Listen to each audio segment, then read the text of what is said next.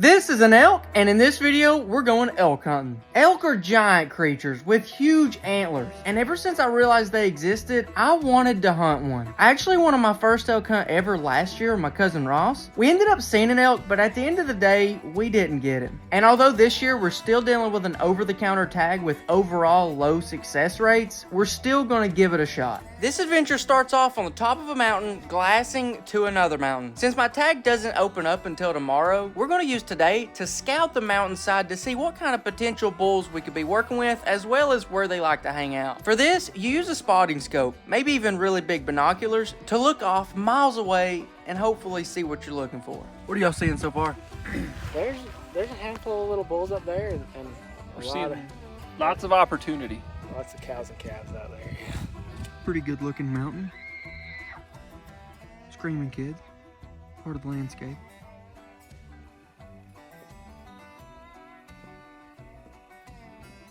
He's definitely a prospect. So to wrap up glassing, we found some big bulls that we'd be more than happy to take out, and we found the areas where they're hanging out. But the real question, will they be there in the morning? Probably not. We don't really know, because elk do whatever they want, and we don't have any. Yeah, that's pretty much it. They do whatever they want. But we're going to head out in the morning, bright and early, to give it a shot. It is the next day, and it is 5 a.m. Not bright and early. Dark and early. That's because our plan is to reach the top of the mountain before they even know we're there. We're going to be following the bottom of the draw, where they can't see us, they can't smell us, and hopefully they can't hear us either. When we were getting closer to the top, that's when we really started to see a lot of elk sign. They've probably been in this within the last day or so. And then I just looked up and I can see a pretty fresh rub up there on a pine tree. So that's pretty good news. Obviously we gotta work up this ridge a little ways and see what we can't see. Get a little bit of height on so we can see a little bit. I think we'll be in a good spot.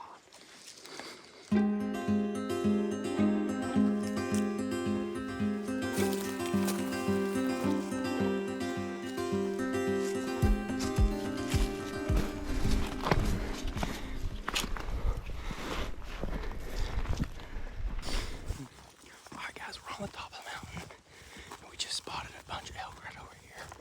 And we actually spotted an entire herd of elk, including some big bulls towards the back of the group. Except there is a problem, and it's that they're simply too far away. Too far to shoot, and unfortunately too far to even pursue. Since these elk were already on the move, and there's no way that humans can outpace an elk, we just had to call it how it is and let the elk go, since there's unfortunately nothing we can really do about them, or at least not this morning. So from there, we just hiked on out the point to check out the draws.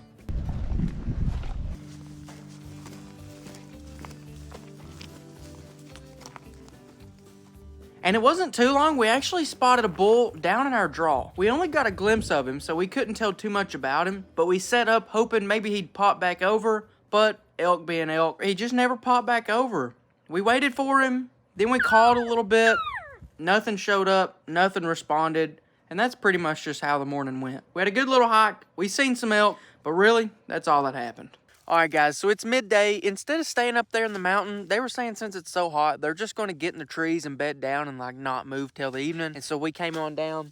We're going to be down here in the bottom until a little bit like, I think they said like 4 o'clock. Then we're going to be hiking back up and getting ready for them to start moving in the evening. But long story short, yeah, this morning went pretty well. We got a couple glimpses of some of them, but they just either wasn't in the right spot or was moving too fast. And whenever it's this hot, they just don't want to move during the day. They'd rather just do it at night. And if you remember the first group that we spotted, the ones that were just too far to really go after, especially as fast as they's moving too, we think we have an idea of where they bedded down at. So this evening, we're actually going to be trying to go in there and set up to watch and see if we can see them when they pop back out.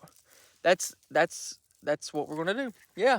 But one thing before we actually do head back up in there, we have potential shots at pretty long range. Like as you've seen, we're shooting like mountain to mountain across a canyon. It can be a 500, 600 yard shot, maybe. But they said most likely it's going to be like 200 to 400, so really comfortable in that range. But I think before we head on up, we got a little shooting range down here at the bottom, so I think I'm going to fire off a shot or two about 550, and if we can hit that, then we should be very confident 400 at an animal. And I also forgot to mention this morning, took a little tumble off the mountain, need to make sure the gun's sighted in. But what about the gun itself? What am I shooting? It's actually a brand new SIG Cross. This one's the Sawtooth, and it's actually chambered in 300 PRC. Now, these bullets are big, but they're perfect for big animals like elk. And this particular model has a carbon fiber barrel, making it even lighter to pack up and down the mountains. But let's move on, and let's see if this thing can hit 500.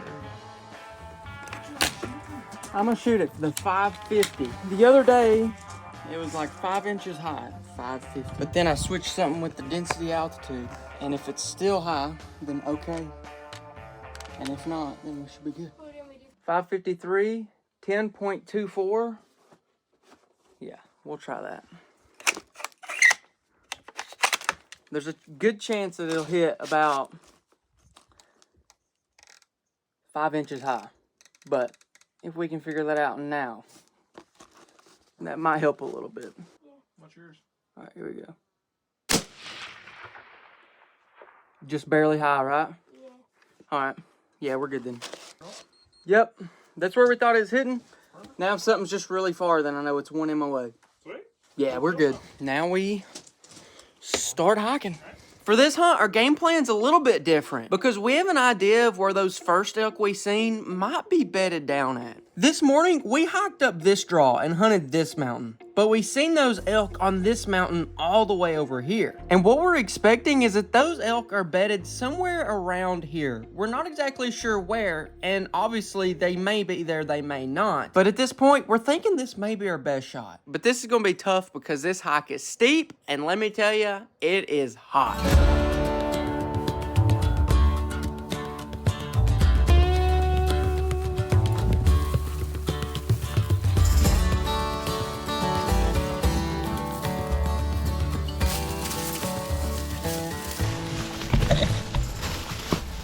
At this point, we're not really sure if the elk are 500 yards away or 50 yards away.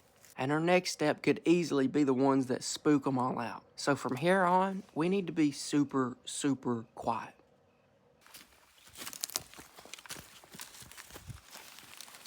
But that's a lot easier said than done when you're literally fighting for your life trying to swim through briars. Okay, be quiet, but get through the briar patch.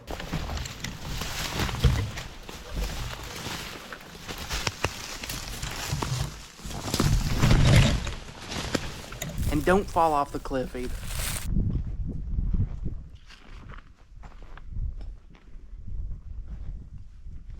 But that's where the elk live, so that's where we gotta go.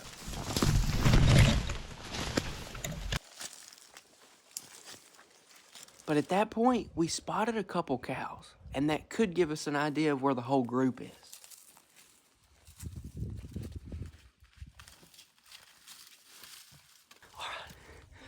Just spotted a bull. Or should I say, he just spotted a bull. Because I don't. It's a good sign we're moving in. We'll see if we can get a shot. Should be good. Looks like we found the elk we were looking for. From here, the plan is simple. We know where the elk is. We just need to move up a little bit closer to where we can get a good clean shot, and it should be right around 200 yards. But we gotta remember, those cows are still out there, and if they spook off, the bull's spooking off. So we gotta be careful.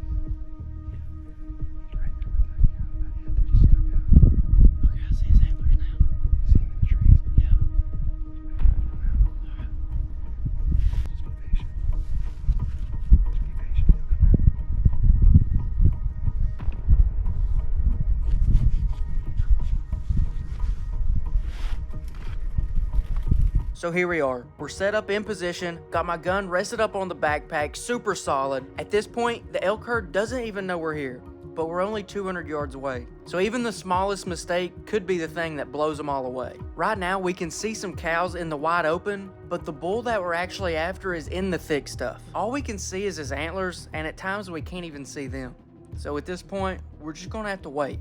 We're in a good spot. We just need to be patient and wait for the bull to work his way out into the open and make sure that these cows don't see us before that happens.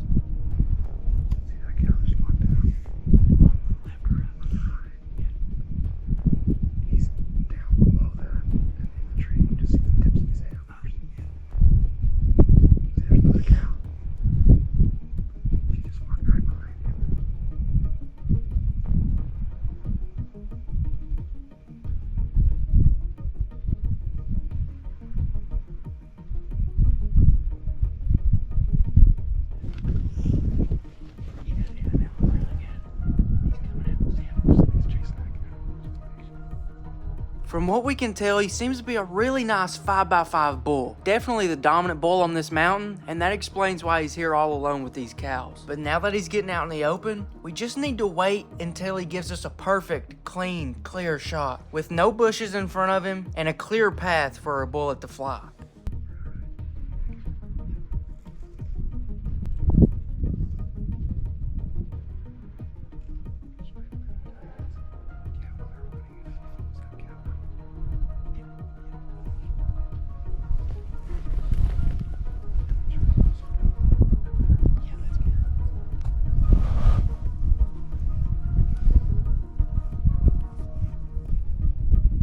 At this point, I could have probably taken the shot. But with elk hunting, there's a lot of things that can go wrong, and I didn't want to make my bullet hitting a limb one of them. So we're just gonna wait, be patient, and hope that he walks on out in the open.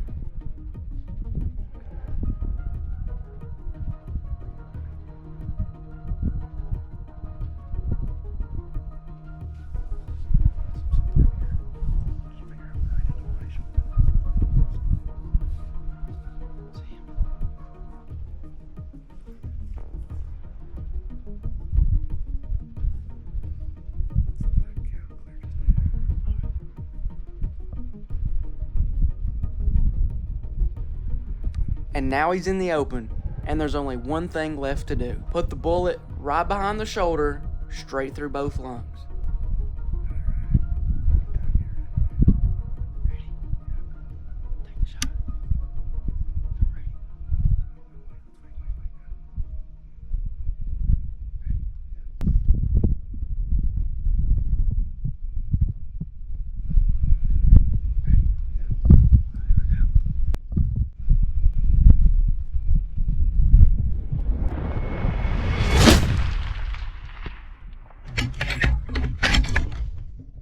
The first shot was a hit. A little low, but still good enough to hit the lungs, maybe even the heart. But if there's one thing about big animals, that you keep shooting them until they're down. End of story. So let's put another one in him.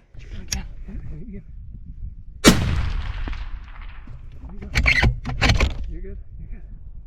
Yeah. Hit him. Oh, baby. Let's go. Another one or what? No. He's.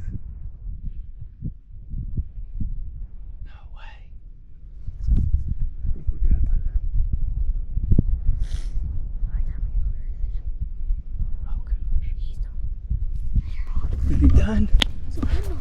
Let's go. There you go. There we go. Congrats. That worked great. Congrats. Oh my gosh. Let's go. How about that for stock? I know. Is this like the perfect stock for elk? It usually doesn't work that good. The plan usually doesn't go to perfection. Okay. Well, we'll take it. We'll take it. We'll take it.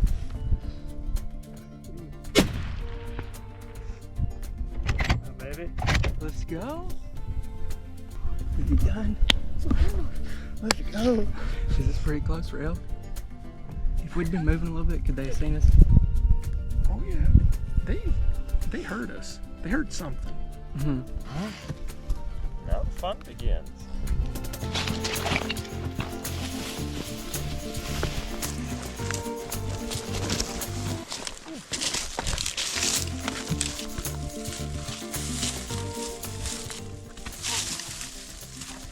about that? There we go. Congrats. That'll work. That's a stud. Yeah. And just like that, I just completed my dream hunt. But we gotta keep in mind, they don't always work out this good. Last year, we hunted for like 5 days straight and barely seen one elk. But this time, we came out and killed an elk on the opening day. And a really good one too, in some super epic country. But now, it's time for the real work to start. We've gotta cut this thing up so we can take the meat home. If you want a KG pocket knife for yourself, head on over to KendallGrayOutdoors.com or the first link in the description, check them out. We got a bunch of different colors, and Christmas is right around the corner. But let's get this elk back to Kentucky, and let's get to eating on this thing. And for this elk meat, I handed it off to my buddy Abram's mom because she's never cooked out before, and everything she cooks tastes really good. So, I trusted a lot more in her hands than mine. And if you've watched the channel before, you know exactly what I mean by that. So this is an elk roast. I cooked it about 6 hours in the crock pot, and then I made some gravy with a cornstarch slurry and juice from the pot. What are your thoughts, Abraham? I'm hungry. Here you go. 3 minutes, you can try that. You like it? It's different than deer. Is it good though? Mm-hmm. Felt good. Felt good. Go subscribe to Kendall Gray Outdoors and go get your merch at KendallGrayOutdoors.com. #Jesus, #GrayGang.